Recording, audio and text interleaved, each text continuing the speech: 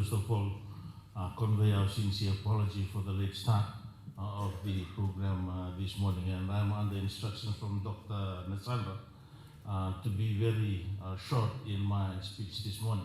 As introduced, I was in the military, and let me share with you the story that we often have these BMI tests, particularly because most of us were getting obese. And then we had one of our senior officers, he was in fact obese. And after the BMI test, our results were posted on the walls, and everybody was accessing it. And what probably disappointed him was the fact that everybody have access to the what's being posted on the walls, and he was trying to defend himself. So, and particularly being a senior officer. So one of the junior officers and his Togu from Ngau confronted him, "Sir, you are obese."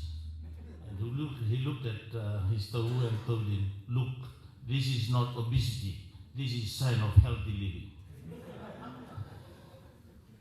Ladies and gentlemen, the Honorable Minister for Health and Medical Services, Dr. Wanganamete, colleague ministers, the President of the Fiji Medical Association, Mr. Lukian Nasandra, distinguished guests and members of the medical profession, ladies and gentlemen, Bulbanaka to you all, namaste, and thank you again for your warm welcome and remarks this morning.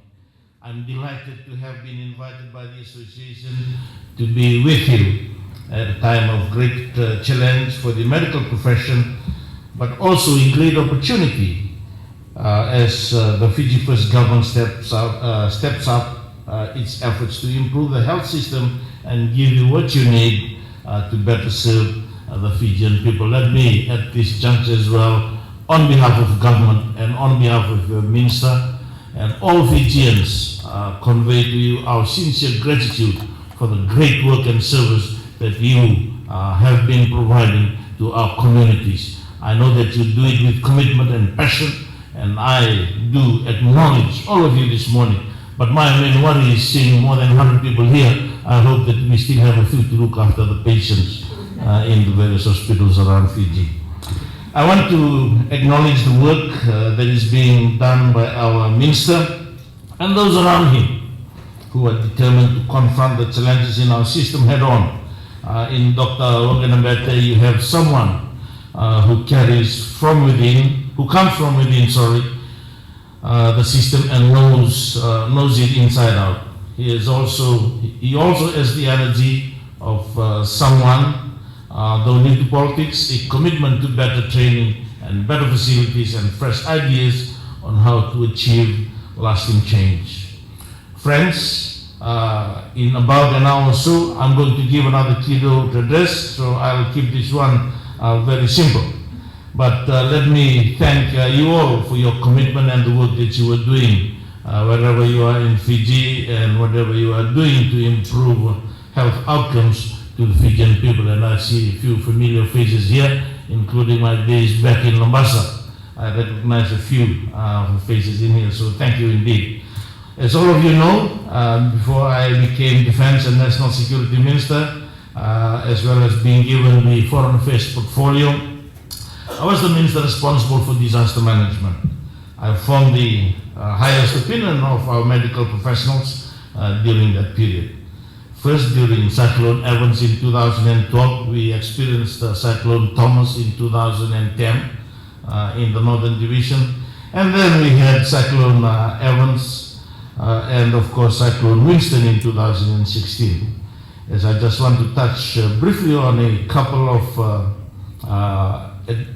advances that we have made that will be of interest to you about the ability of the medical professionals to respond when we are struck by another big one.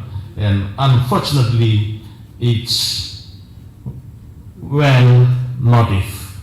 With the creation back in May of Fiji's Emergency Medical Assistance Team, or the FIMAT, we have transformed our ability to respond effectively to disaster here in Fiji and in our Pacific neighbors.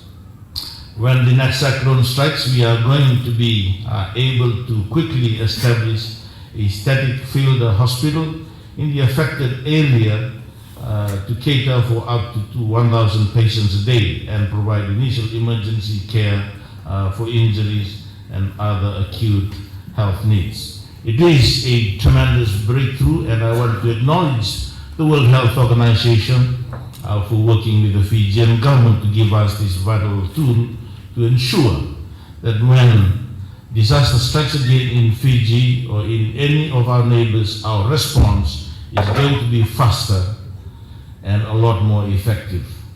I'm not going to say that we look forward to the day when we can test our field hospital in a real disaster, but it's great to know that we are now in a position to deploy it when it's necessary. One of the major initiatives that I undertook when I was Minister for Disaster Management was just to change the culture in government, particularly within the agencies responsible.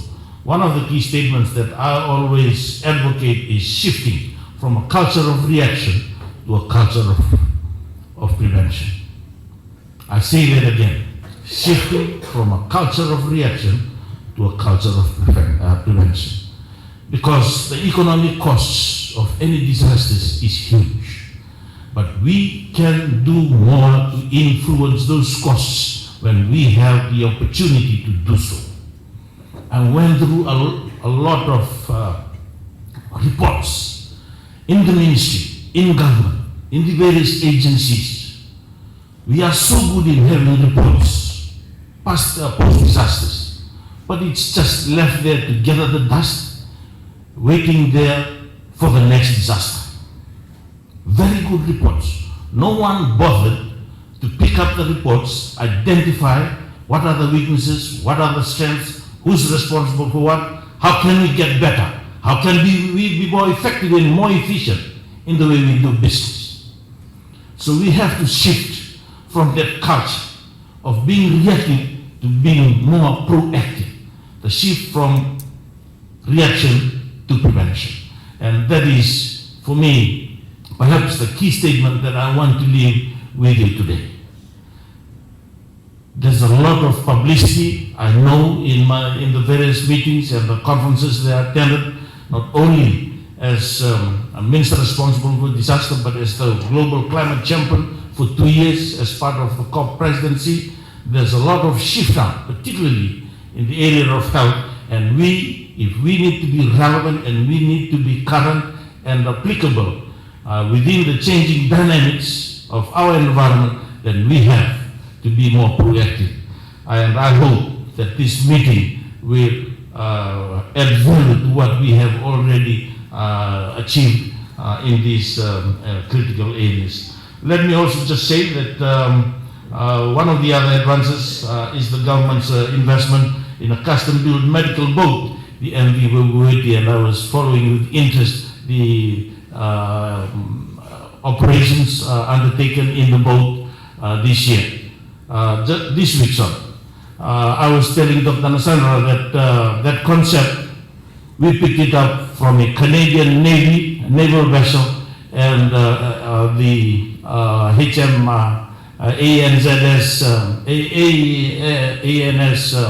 Manura in the Solomon Islands. When we were deployed to the Solomon Islands, there was no hospital for the soldiers, but all the operations were from a floating vessel, the HMS Manura. And when we went to Canada, they had this naval vessel that is always on the standby to be fitted with the medical equipments and do operations and whatever is required if the need does arise. So after we had the Singapore in government city, we convinced the Honorable Prime Minister that the next thing that we need in terms of disaster preparedness and also our ability to react when we respond, we need a floating hospital. And that is what you have today, and I hope that you will make the best use of what you have. I'm also told that the surgical team from the ministry has just conducted a week-long trial run to test the equipment, and I hope that we still have to do another one where we get the other agencies, because there are a lot of other boats in the other agencies, and we need to bring all these agencies together, but I will not dwell on that. So friends, with the field hospital and the hospital safe, Fiji has never been better prepared to assist our people in times of disaster. And I was sharing this as well with the Minister for Foreign Affairs of Australia in her recent visit. We had dinner with her, and she will be interested perhaps in one of her future visits to see this vessel as well, and of course look at it. We are not only looking at Fiji, we have a responsibility to look after the small island states, our neighboring brothers and sisters.